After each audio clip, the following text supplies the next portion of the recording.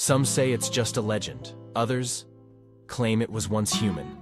But those who've heard its howl, they swear it walks on hooves, with antlers like a stag, and eyes that belong to no creature we've ever known. In the frozen forests of northern Canada, locals speak in whispers about something ancient, something hungry. They call it the Wendigo. And while many brush it off as myth, some researchers believe the legend may have roots in biological reality, an evolutionary anomaly, twisted by isolation, starvation, and greed. A predator born not from nature, but from what happens when nature is pushed too far. Thomas didn't believe in any of that. He was just there to clean out his late uncle's cabin, to sign some papers, pack a few boxes, and leave. But from the moment he stepped onto the snow-covered path, he felt it, watching him. This isn't a story about folklore. It's about what you become when hunger takes over, and what still waits in the woods, with breath like frost and teeth like bone. If you love real creature mysteries and twisted nature legends, hit that subscribe button now, pet Nomadders. You're going to love this one.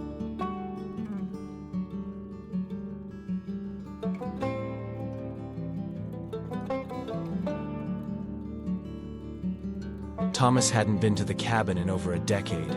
It was buried deep in the boreal forest, surrounded by frozen lakes, and the kind of silence that makes your ears ring. His uncle, a solitary man who rarely came to town, had died alone out there.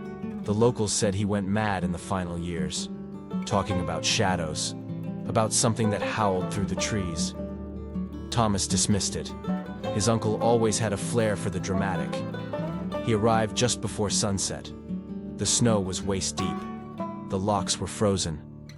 And as he forced open the door, he noticed something strange. Claw marks. Deep, jagged ones etched into the wood around the frame. Maybe a bear, he thought, or a wolf. Inside, everything smelled like dust and pine and something else. Rot, maybe. The fireplace hadn't been used in years, but the cold felt unnatural. Not just temperature, but presence. Like the house itself was holding its breath. The walls creaked even when the wind didn't blow. That first night, he heard the wind shift. But it wasn't the wind. It was heavier, slower, almost like breathing. And for the first time in years, Thomas locked the door from the inside.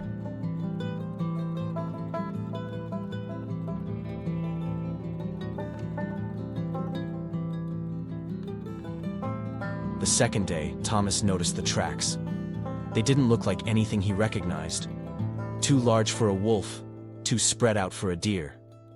The hooves were split, but something was wrong. They were twisted, like the animal had too many joints. Or not enough. They circled the cabin, then disappeared into the tree line. Thomas told himself it was moose. Just moose.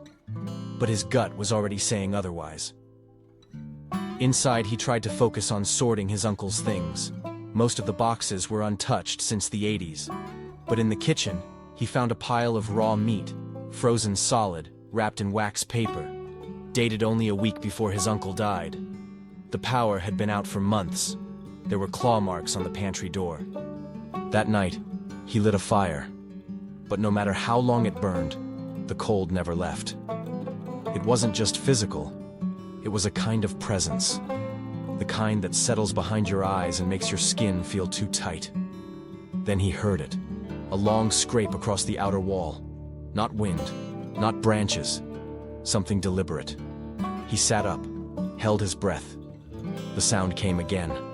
A dragging motion, like claws across bark. He rushed to the window.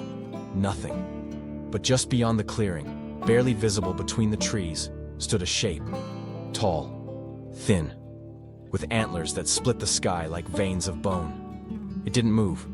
It didn't blink. And when he finally did, it was gone. No footsteps. No sound. Just the faint crunch of snow and something breathing nearby. Slow. Wet. Hungry.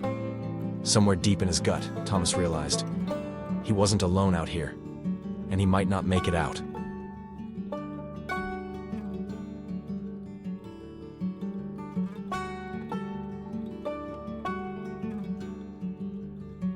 On the third day, Thomas found the journal.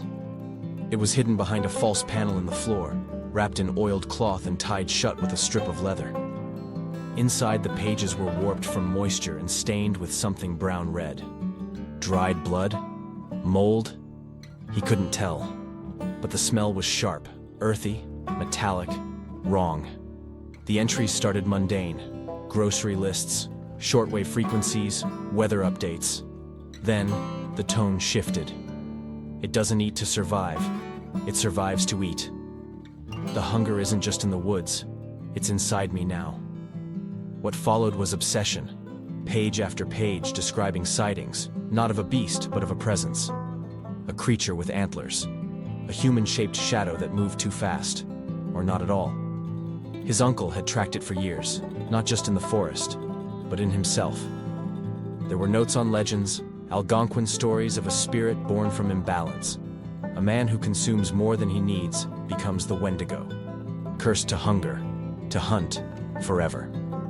But alongside myth, his uncle documented physical traits, anatomical sketches.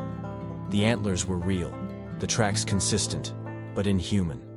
Wide spacing between prints. Gait of a bipedal predator.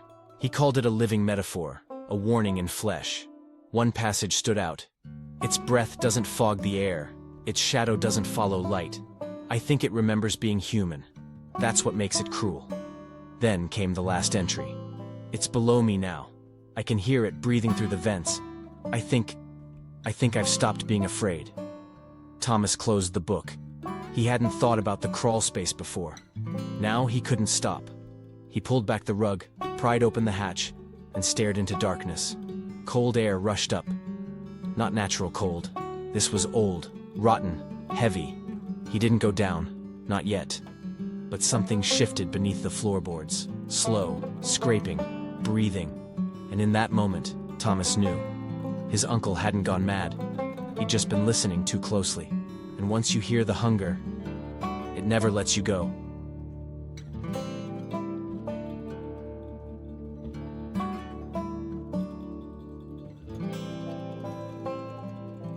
By the fourth day, Thomas had stopped trying to explain things logically. The tracks returned, closer this time. He followed them briefly until they simply stopped. No struggle, no turn. Just gone. As if the thing had taken flight or melted into the trees. Inside the cabin, something had shifted. The mirrors began to frost over, even without cold air touching them. He found deep claw marks on the inside of the window panes. His food started to rot faster. And when he checked his reflection that morning, he could have sworn his eyes didn't track right. Just for a second. That night he dreamt of hooves, of running, not away from something, but toward it. His lungs burned in the air. Antlers tore through the branches above. And in the dream, he wasn't afraid. He was starving. When he woke, his fingernails were cracked. His teeth ached, and the hunger was real. He read the final pages of the journal again. Slowly, this time. The Wendigo isn't born. It's made. You don't see it until it sees you. And when it chooses you, it feeds through you. Thomas realized something no one else in town wanted to admit. His uncle hadn't seen a monster. He had become one. The Wendigo wasn't a beast haunting the woods. It was an instinct that grew like frost, invisible until it consumed everything. A hunger that infected thoughts, warped bodies, rewired needs. It was the wilderness breaking back. And Thomas, alone, cold, and empty in that cabin, felt it pulling at him. Not just from outside, but inside. From some part of him that remembered hunger in its purest form. No rules, no guilt, just need. He didn't know when it had started. Maybe the moment he read the journal, maybe long before. But he knew this. He no longer felt watched. He felt welcomed.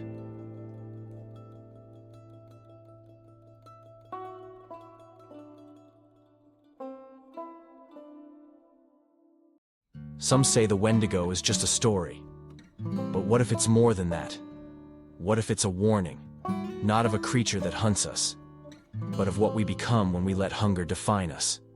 a twisted echo of nature, shaped by greed, left to roam the cold.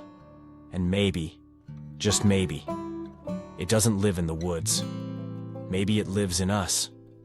If this chilling mystery hit the right nerve, there's more waiting deep in the forest. Subscribe to Pet Nomads and join the Pet Nomaders, where we track the wild things that should not exist.